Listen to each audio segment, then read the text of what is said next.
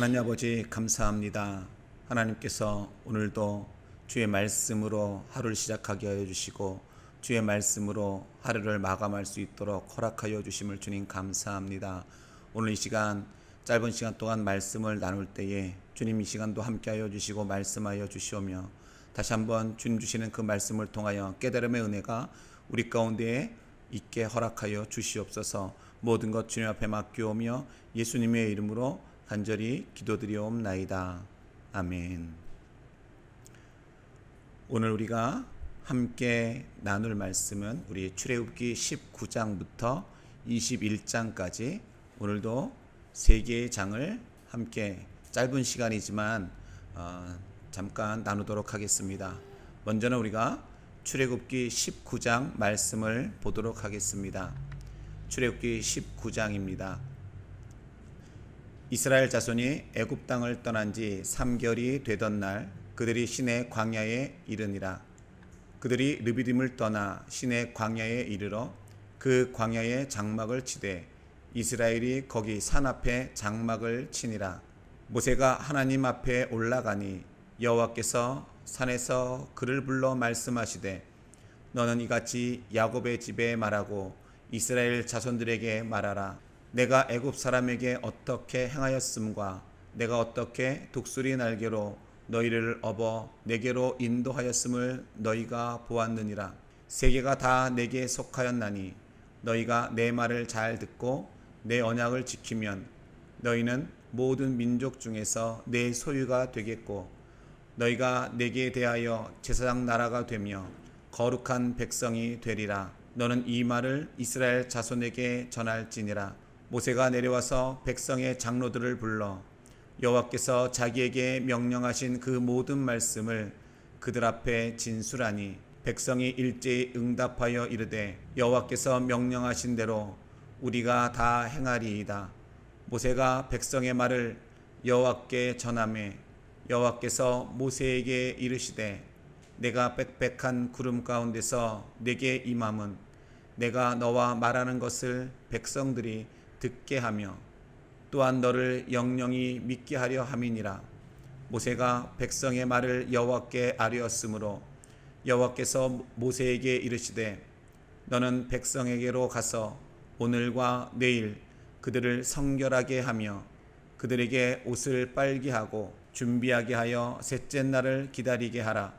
이는 셋째 날에 나 여호와가 온 백성의 목전에서 시내산에 강림할 것임이니 너는 백성을 위하여 주위에 경계를 정하고 이르기를 너희는 삼가 산에 오르거나 그 경계를 침범하지 말지니 산을 침범하는 자는 반드시 죽임을 당할 것이라. 그런 자에게는 손을 대지 말고 돌로 쳐 죽이거나 화살로 쏘아 죽여야 하리니 짐승이나 사람을 막론하고 살아남지 못하리라 하고 나팔을 길게 불거든 산 앞에 이를 것이니라 하라. 모세가 산에서 내려와 백성에게 이르러 백성을 성결하게 하니 그들이 자기 옷을 빨더라. 모세가 백성에게 이르되 준비하여 셋째 날을 기다리고 여인을 가까이 하지 말라 하니라. 셋째 날 아침에 우레와 번개가 빽빽한 구름이 산 위에 있고 나팔 소리가 매우 크게 들리니 진중에 있는 모든 백성이 다 떨더라. 모세가 하나님을 맞으려고 백성을 거느리고 진에서 나오매 그들이 산 기슭에 서 있는데 시내산의 연기가 자욱하니 여호와께서 불 가운데서 거기 강림하심이라. 그 연기가 옹기까마 연기같이 떠오르고 온 산이 크게 진동하며 나팔 소리가 점점 커질 때에 모세가 말한즉 하나님이 음성으로 대답하시더라. 여호와께서 시내산 곧 그 산 꼭대기에 강림하시고 모세를 그리로 부르시니 모세가 올라가매 여호와께서 모세에게 이르시되 내려가서 백성을 경고하라. 백성이 밀고 들어와 나 여호와에게로 와서 보려고 하다가 많이 죽을까 하노라. 또 여호와에게 가까이 하는 제사장들에게 그 몸을 성결히 하게 하라. 나 여호와가 그들을 칠까 하노라. 모세가 여호와께 아뢰되 주께서 우리에게 명령하여 이르시기를 산 주위에 경계를 세워 산을 거룩하게 하라 하셨사온즉 백성이 시내 산에 오르지 못하리이다.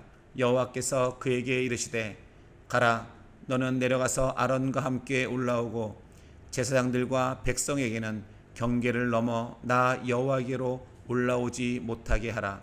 내가 그들을 칠까 하노라. 모세가 백성에게 내려가서 그들에게 알리니라. 아멘. 방금 우리가 함께 읽었던 출애굽기 19장은요, 시내산 언약의 체결 준비에 대해서 말씀해 주고 있습니다.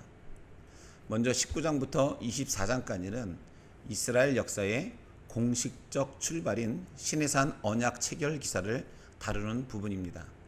그중 오늘 우리가 읽었던 19장은 먼저 언약 체결 의사를 확인하는 전반부인 1절에서 9절과 또 모세가 백성들에게 언약 체결자로서의 그 자세를 각성시키고 언약의 내용을 받기 위해서 시내산 위로 나아가는 후반부인 그 10절부터 25절로 되어져 있습니다. 자, 시내산 언약 체결 사건은요, 그 구속사의 의의를 굳이 말할 필요도 없이 그것 자체가 바로 구속사적 사건이라고 하는 것이죠. 먼저 이스라엘은요, 아담 이래로 숱한 혈통 분리를 거쳐서 우리 주 예수가 성육신하실 직계 혈통으로 선택되어졌던 것입니다. 이스라엘이 육적으로는 예수와 연결된 것은요, 신약 성도가 영적으로 예수와 연결된 것에 예표가 된다라고 하는 것이죠. 그러나 이보다 더 구체적으로 이스라엘이 신약교회, 곧 우리들의 예표가 되는 사건이 바로 이 시내산 언약 체결 사건인 것입니다. 즉 그들이요, 시내산 언약으로 공식적으로 하나님의 선민이 된 것은 신약의 성도가 믿음으로 예수의 그 새 언약에 동참하여져서 참 교회의 일원이 되는 것을 지금 예표하고 있는 것입니다. 바로 이런 모형과 실체라는 그 예표의 관계로서 구약 이스라엘과 신약 교회는요, 상호 연결된다라고 할 수 있습니다. 그리고 구속사는 태초부터 종말까지 그 연속성을 갖게 되는 것이죠. 그래서 오늘 1절에서 15절까지를 보면 여기는 시내산 언약을 위한 준비를 하고 있음을 볼 수 있습니다. 자, 출애굽기는 19장을 기준하여서 크게 양분할 수 있습니다. 즉 1장부터 18장까지는 동적 장면으로서 애굽에서 시내산까지의 그 여정을 이야기하고 있고, 또 오늘 19장부터 40장까지는요 정적 장면으로서 시내산에서의 그 언약 체결 및 전수, 그리고 성막 완성 등을 그 가운데에 기록하고 있다라고 하는 것이죠. 특히 본문은요, 시내산에서의 그 여러 사건들 중에 최초의 장면으로 시내산 도착과 또 시내산 언약을 체결하고자 하시는 하나님의 그 거룩한 뜻이 계시되는 장면, 그리고 그 언약에 앞서서 백성들의 언약 준수 의지를 확약받고 거룩한 당신과의 그 언약 체결을 위한 성결 작업이 지금 요구되는 장면인 것입니다. 실로 하나님은요, 출애굽 시에도 그러했듯이 선한 공로나 탁월한 영적 고결성 등을 전혀 지니지 못한 이스라엘 무리들을 거룩한 선민으로 삼으시기 위해서 당신과의 그 언약을 체결하시려 했다라고 하는 것이죠. 그런데요, 하나님께서 이들을 선민으로 삼으신 것은 단지 그들만의 그 구원을 위해서가 아니라 그들을 중심으로 한 전 인류의 구속사를 전개하시기 위해서였음을 우리는 결단코 간과하지 말아야 한다라고 하는 것이죠. 이 같은 분명한 인식이 제사장 나라 된 그 자들에게 있을 때에 그들은 자고하지 않고, 즉 스스로 높은 채하거나 스스로 높이 여기다 하지 아니하고 겸손히 본연의 사명을 수행해 갈 수 있다라고 하는 것입니다. 자, 한편 본 언약 체결 준비 작업을 통해서요, 우리는 두 가지의 교훈을 얻을 수 있습니다. 먼저는 하나님의 관심은 먼저 선민 이스라엘에게, 궁극적으로는 모든 인류를 향해 있다라고 하는 것이죠. 또 하나는 하나님의 절대적인 은혜의 그 포로된 자에게는요, 절대 성결이 요구된다라고 하는 것입니다. 왜냐하면 깨끗한 영육을 지니지 못하고서는 거룩한 하나님과 더불어서 교제할 수 없기 때문인 것이죠. 자, 두 번째는요, 시내산에 강림하신 하나님에 대해서 말씀해 주고 있습니다. 자, 시내산 언약 체결에 앞서서요, 백성들의 전체적인 그 선결을 명하셨던 하나님은 그 작업이 끝나자 마침내 영광과 위엄찬 모습으로 시내산에 임재하셨음을 오늘 본문 16절에 19절 말씀을 통해서 우리는 볼 수가 있습니다. 그리고 오직 모세의 접근만을 허락하심으로써 그를 유일한 중보자로 삼으시고 타인의 시내산 접근을 금하셨다라고 하는 것이죠. 자, 이 같은 하나님의 그 영화로운 강림과 권위찬 명령은요, 그 율법을 계시하신 하나님의 그 초월한 품격과 앞으로 주어질 율법의 절대 권위를 시사해 주고 있는 것입니다. 그리고 더불어서 모세의 신적 권위를 명확히 지금 부여해 주기도 한다라고 하는 것이죠. 자, 오늘 말씀을, 이 19장의 말씀을 보면서 우리가 묵상할 것은, 하나님께서는 오늘 여러분들을 어떻게 인도하고 어떻게 보호하셨습니까? 또한 어떻게 여러분은 하나님의 백성, 하나님의 자녀가 되셨습니까? 진정 여러분은 여러분에 대한 그 하나님의 주권적 은혜를 기억하고 계십니까? 또 하나님께서는 지금 우리에게 무엇을 명하고 계십니까? 또한 그에 대한 우리의 응답은 얼마나 순종적입니까? 즉각적인 회복을 기다리시는 그 하나님 앞에서 우리가 너무 지체하고 있다고 생각하지는 않으신지요? 또 오늘날 하나님께 나아가는 우리들의 모습은 어떠할까요? 정돈되지 못한 그 모습임에도 불구하고 아무 거리낌도 없이 너무나 불경건한 모습으로 나아가고 있지는 않은지, 우리가 오늘 말씀 19장을 통해서 우리가 한번 묵상해 보아야 할 것입니다. 자, 다음 장인 출애굽기 20장 말씀을 우리 함께 읽도록 하겠습니다. 출애굽기 20장 다 같이 봅니다. 하나님이 이 모든 말씀으로 말씀하여 이르시되, 나는 너를 애굽 땅 종되었던 집에서 인도하여 낸 내 하나님 여호와니라. 너는 나 외에는 다른 신들을 내게 두지 말라. 너를 위하여 새긴 우상을 만들지 말고, 또 위로 하늘에 있는 것이나 아래로 땅에 있는 것이나 땅 아래 물속에 있는 것에 어떤 형상도 만들지 말며 그것들에게 절하지 말며 그것들을 섬기지 말라. 나 내 하나님 여호와는 질투하는 하나님인즉 나를 미워하는 자의 죄를 갚되 아버지로부터 아들에게로 3, 4대까지 이르게 하거니와 나를 사랑하고 내 계명을 지키는 자에게는 1000대까지 은혜를 베푸느니라. 너는 내 하나님 여호와의 이름을 망령되게 부르지 말라. 여호와는 그의 이름을 망령되게 부르는 자를 죄 없다 하지 아니하리라. 안식일을 기억하여 거룩하게 지키라.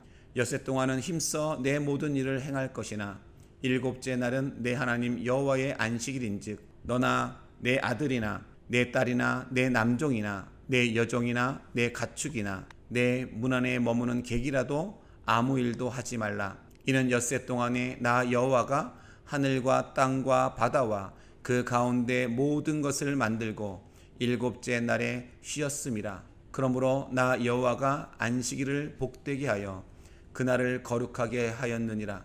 내 부모를 공경하라. 그리하면 내 하나님 여호와가 내게 준 땅에서 내 생명이 길리라. 살인하지 말라. 간음하지 말라. 도둑질하지 말라. 내 이웃에 대하여 거짓 증거하지 말라. 내 이웃의 집을 탐내지 말라. 내 이웃의 아내나 그의 남종이나 그의 여종이나 그의 소나 그의 낙이나 무릇 내 이웃의 소유를 탐내지 말라. 뭇 백성이 우레와 번개와 나팔 소리와 산의 연기를 본지라. 그들이 볼 때에 떨며 멀리 서서 모세에게 이르되, 당신이 우리에게 말씀하소서. 우리가 들으리이다. 하나님이 우리에게 말씀하시지 말게 하소서. 우리가 죽을까 하나이다. 모세가 백성에게 이르되, 두려워하지 말라. 하나님이 임하심은 너희를 시험하고 너희로 경외하여 범죄하지 않게 하려 하심이니라. 백성은 멀리 서 있고 모세는 하나님이 계신 흑암으로 가까이 가니라. 여호와께서 모세에게 이르시되, 너는 이스라엘 자손에게 이같이 이르라. 내가 하늘로부터 너희에게 말하는 것을 너희 스스로 보았으니 너희는 나를 비겨서 은으로나 금으로나 너희를 위하여 신상을 만들지 말고 내게 토단을 쌓고 그 위에 내 양과 소로 내 번제와 화목제를 드리라. 내가 내 이름을 기념하게 하는 모든 곳에서 내게 임하여 복을 주리라. 내가 내게 돌로 제단을 쌓거든 다듬은 돌로 쌓지 말라. 내가 정으로 그것을 쪼면 부정하게 함이니라. 너는 징계로 내 제단에 오르지 말라. 내 하체가 그 위에서 드러날까 함이니라. 아멘. 우리가 읽었던 출애굽기 20장은요 10계명과 종교법에 대해서 기록하고 있는 말씀입니다. 아까 먼저 우리 19장부터 24장까지는 이스라엘 역사의 공식적 출발인 시내산 언약 체결 기사를 다루는 부분이라 먼저 말씀을 드렸습니다. 자, 그중 20장 1절부터 23장 19절 부분은요 그 언약의 조건으로 수여받은 율법 조항의 기록이라고 하는 것이죠. 한편 율법은요 이 시내산 언약 사건에서만 주어지는 것이 아니라 시내산에서 주어진 그 율법을 기본으로 하여져서 여러 기회에 보충 첨가되어져서 결국 모세오경 전체에서 완성되고 있다라고 하는 것입니다. 자, 율법은 그 특성상 도덕법, 시민법, 종교의식법으로 나눌 수 있을 것입니다. 그런데 시내산 언약시 주어진 율법은요 대체로 도덕법과 시민법이라고 하는 것이죠. 한편 의식법을 다루는 그 대표적인 부분이 바로 성막제도를 다루는 출애굽기 후반부와 제사제도를 다루는 레위기라고 하는 것입니다. 자, 또한 시내산에서 주어진 율법도요 20장 1절에서 17절까지 그리고 20장 18절에서 33절 그 이상 두 부분으로 나눌 수 있을 것이에요. 전반부가 바로 유명한 십계명으로서 하나님이 직접 전 백성에게 음성으로 말한 것입니다. 물론 전 백성이 모세처럼 하나님의 음성을 또렷이 들은 것은 아니지만 일단 그들이요 천둥과 우레 또 나팔소리 등의 소리로 표현된 그 장엄한 신적 음성을 그들이 들었던 것은 사실이라고 하는 것이죠. 반면 후반부는요 모세만 하나님으로부터 들은 것을 모세가 기록한 것으로서 훗날 특별히 이 부분을 언약서라 부르게 되어졌습니다. 십계명이 도덕의 그 원칙을 다룬 일종의 헌법으로서 모든 율법의 총론이었다면 기타 언약서의 다른 율법과 그 외의 의식법들은요 하부 내용을 구체적으로 다루는 기록이라 할 수 있을 것입니다. 자, 어쨌든 20장은 이제 시내산 율법 수요의 첫 부분인 것이에요. 1절에서 17절은요 영원한 도덕의 기준인 십계명 조항의 기록인 것입니다. 한편 중간에 삽입기사 뒤에 또 22절 26절은요 종교 생활과 관련된 두 개 조항의 의식율법이 주어지고 있습니다. 시내산 율법의 내용은요 전반적으로 신약에서 예수님이 주신 그 산상수훈과 그 영적 의미를 같이 한다라고 하는 것이죠. 즉 구속사의 선민으로 선택받은 자가 이 땅에서 사는 동안 가져야 할 영육의 그 자세를 교훈하고 있다라고 하는 것입니다. 오늘 본문 1절에서 17절의 그 말씀을 보면 여기는 십계명에 대해서 말씀하고 있습니다. 이스라엘과의 그 언약 체결을 위해서 영화로운 그러한 시내산 강림을 하셨던 그 하나님께서는 이제 이스라엘이 선민으로서의 삶을 사는 데 있어 가장 핵심되는 법이라 할 수 있는 십계명을 그들에게 제시해 주셨습니다. 이렇듯 본문에서는요 십계명의 제정자가 하나님임과 또 출애굽 사건에 기초한 십계명 제정과 준수의 당연함을 제시해 주고 있는 것입니다. 그리고 이어서 대신 관계를 다룬 네 가지 계명, 즉 하나님과의 그 관계를 다룬 그 네 가지 계명과 대인 관계를 다룬 그런 사람과의 관계를 다룬 6가지의 계명이 기록되어져 있다라고 하는 것이죠. 이 10가지 계명들은요 뒤에 연결된 70여 항목으로 구성된 언약서의 기본 골격을 지금 이루고 있는 것입니다. 따라서 결국 이것은 이스라엘 생활 전반에 걸친 행동 규법의 대강이라 할 수 있을 것입니다. 한편 이 계명들은요 하나님께서 당신의 백성을 어떤 부자연스럽고 제한적인 틀에 얽매기 위해서 만드신 것이 아니라 이 법의 준수를 통해서 당신과 더 깊은 교제를 하게 함으로써 준수자의 영적 또한 육적 풍요를 위해서 그리고 선민으로서 세속에 물들지 않고 경건을 지속토록 하기 위해서 그리고 죄로 인해 하나님과 인간과 인간 사이에 상존하는 그러한 불화와 부조화를 극복하고 항상 평화하도록 하기 위해서 제정하셨다라고 하는 것입니다. 실제로 이 계명들은 훗날 예수 그리스도 안에서 사랑의 2대 강령으로서 승화 발전하게 된다라고 하는 것이죠. 자, 그리고 두 번째는요, 이 우상 배격과 제단 관계법에 대해서 오늘 본문은 18절부터 26절에서 기록하고 있다라고 하는 것입니다. 오늘 본문은요, 시내 산상에서 모세와 단독 면담하시는 그 하나님의 그 광엄하고 영화로운 강림의 현장을요, 산 아래서 목도한 그 백성들이 극한 두려움에 휩싸였습니다. 그렇게 극한 두려움에 휩싸였지만 중보자 모세가 이를 안심시키는 장면이 먼저 기록되어졌다라고 하는 것이죠. 그리고 곧이어서 십계명의 실제적 운영을 다룬 70여 항목의 언약서 그 가운데에 초반부인 우상제작 금지 및 제사 종교의 근간인 제단에 관한 지침이 소개되어져 있습니다. 이러한 본장을 통해서 우리는요, 거룩한 하나님과 죄로 물든 인간 사이에 깊고 먼 간격, 또 그 간격을 좁히는데 필수적인 중보자의 요청, 바로 이는 궁극적으로는 인류의 영원한 대제사장 되신 예수 그리스도를 예표하고 있습니다.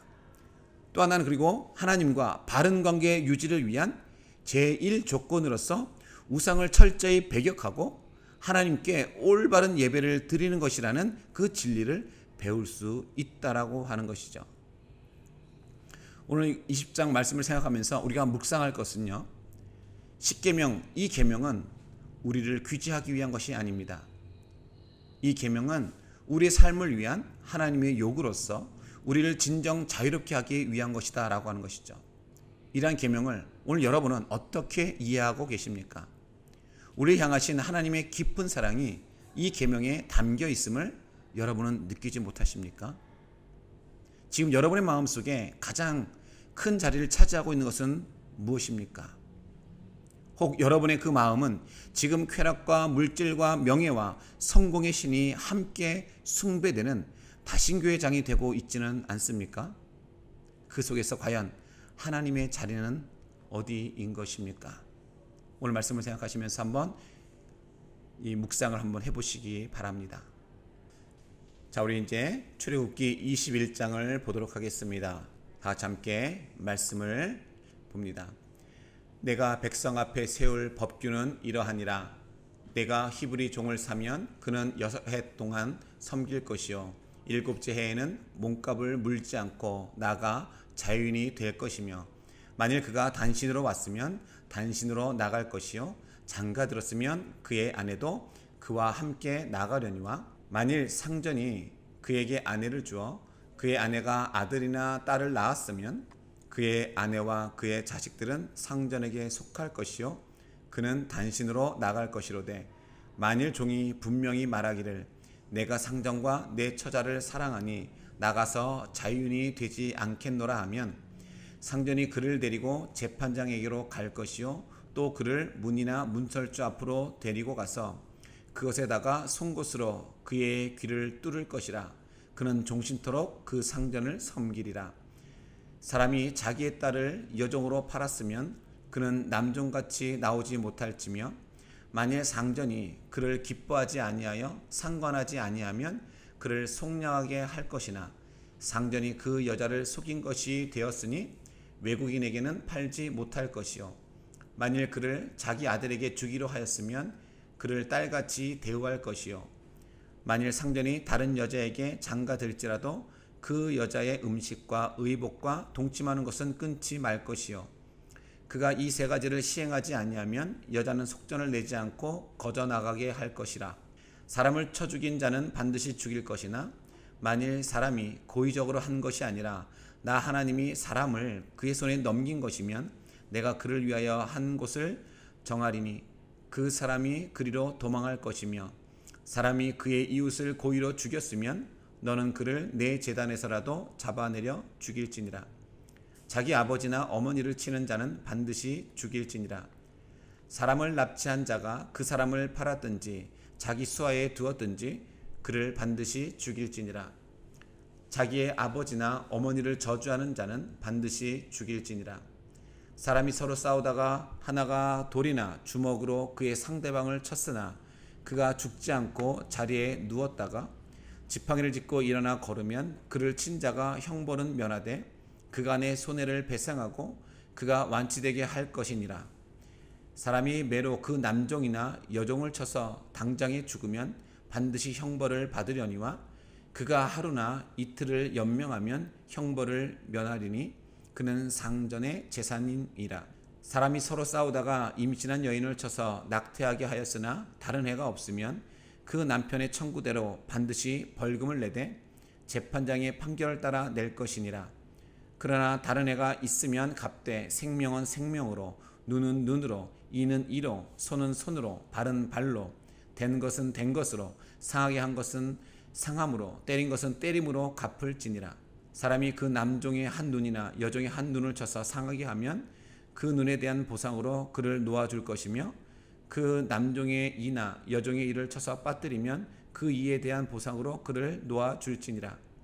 소가 남자나 여자를 받아서 죽이면 그 소는 반드시 돌로 쳐서 죽일 것이요 그 고기는 먹지 말 것이며 임자는 형벌을 면하려니와 소가 본래 받는 버릇이 있고 그 임자는 그로 말미암아 경고를 받았을 때 단속하지 아니하여 남녀를 막론하고 받아 죽이면 그 소는 돌로 쳐 죽일 것이고 임자도 죽일 것이며 만일 그에게 속죄금을 부과하면 무릇 그 명령한 것을 생명의 대가로 낼 것이요 아들을 받든지 딸을 받든지 이 법규대로 그 임자에게 행할 것이며 소가 만일 남종이나 여종을 받으면 소 임자나 은 30세겔을 그의 상전에게 줄 것이요 소는 돌로 쳐서 죽일지니라.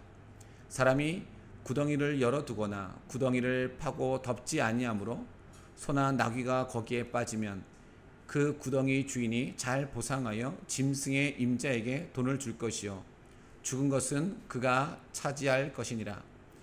이 사람의 소가 저 사람의 소를 받아 죽이면 살아있는 소를 팔아 그 값을 반으로 나누고 또한 죽은 것도 반으로 나누려니와 그 소가 본래 받는 버릇이 있는 줄을 알고도 그 임자가 단속하지 아니하였으면 그는 서로 소를 갚을 것이요 죽은 것은 그가 차지할지니라.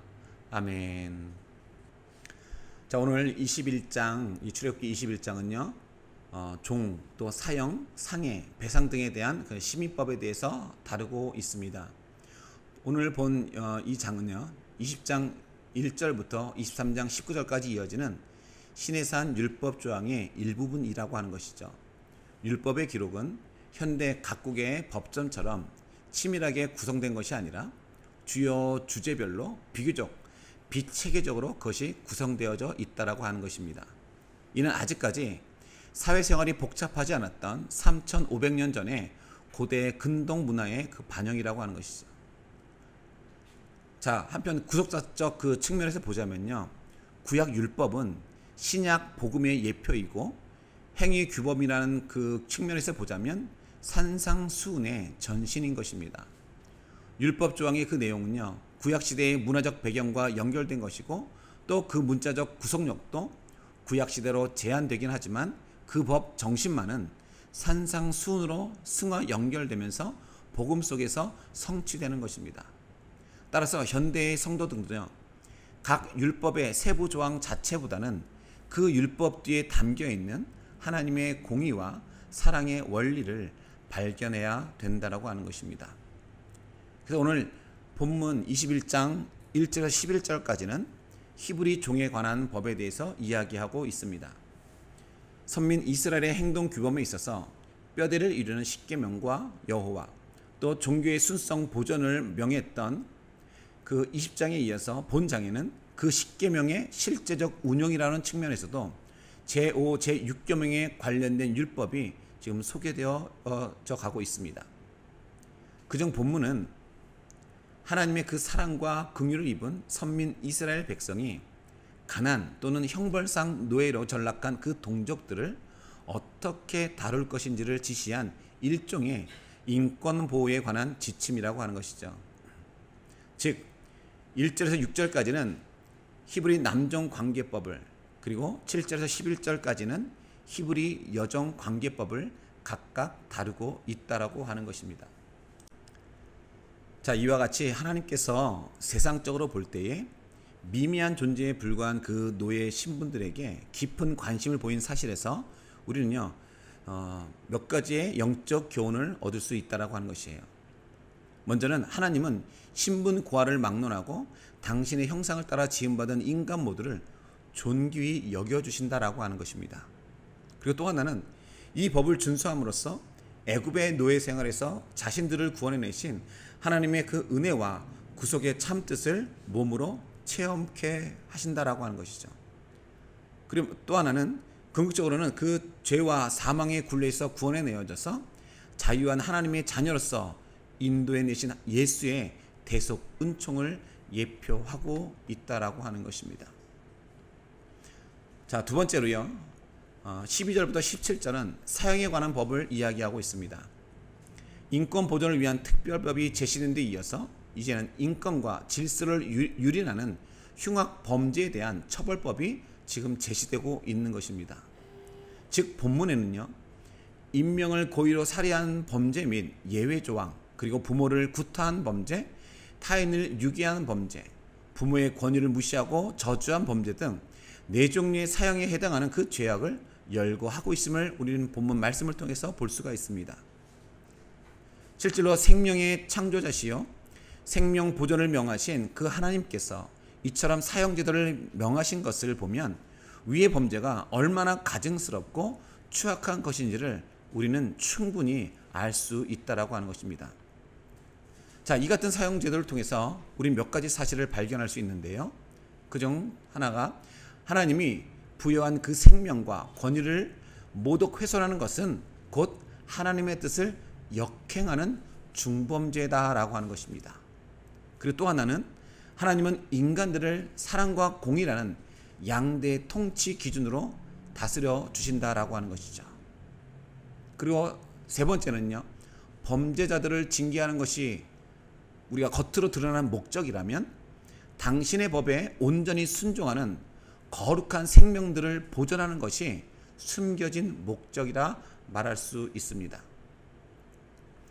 자, 세 번째로 본문 18절부터 36절까지의 말씀에서는요, 여기는 피해 보상에 관한 법에 대해서 이야기하고 있습니다.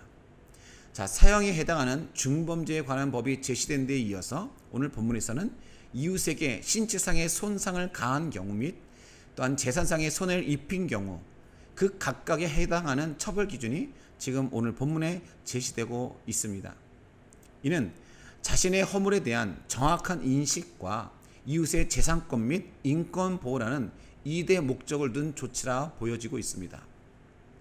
자, 한편 이러한 처벌 기준을 자세히 살펴보면요, 그 밑바탕에는 율법과 근간을 이루는 동해 보복법이 적용되고 있는 것을 발견하게 되어지죠.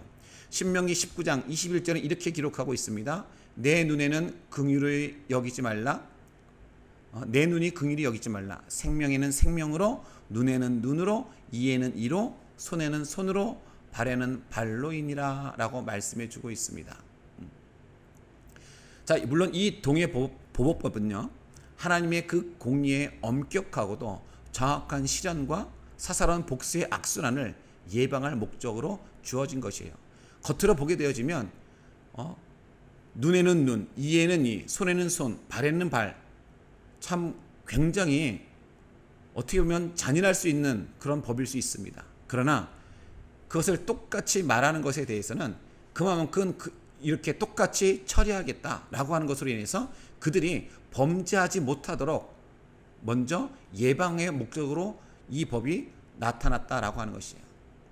자, 그런데 신약에 이르러서 예수께서는요, 이 같은 소극적 차원의 동해 보복법을 하나님과 이웃을 향한 다함 없는 사랑이라는 그런 적극적 차원의 온전한 새 법으로서 승화, 발전시키게 되어 간다는 것을 우리는 볼 수가 있습니다. 자, 우리 함께 이 21장의 말씀을 보면서 우리 함께 묵상하도록 하겠습니다. 약하고 소외당하는 그 자들의 권리까지도 보호하시는 공의의 하나님, 이러한 하나님께서 여러분의 생활을 낱낱이 감찰하고 계신다는 것을 여러분들은 알고 계십니까? 만약 그동안 여러분이 행한 모든 것들이 그대로 여러분에게 갚아진다면 여러분들은 그것을 어찌 감당할 것입니까?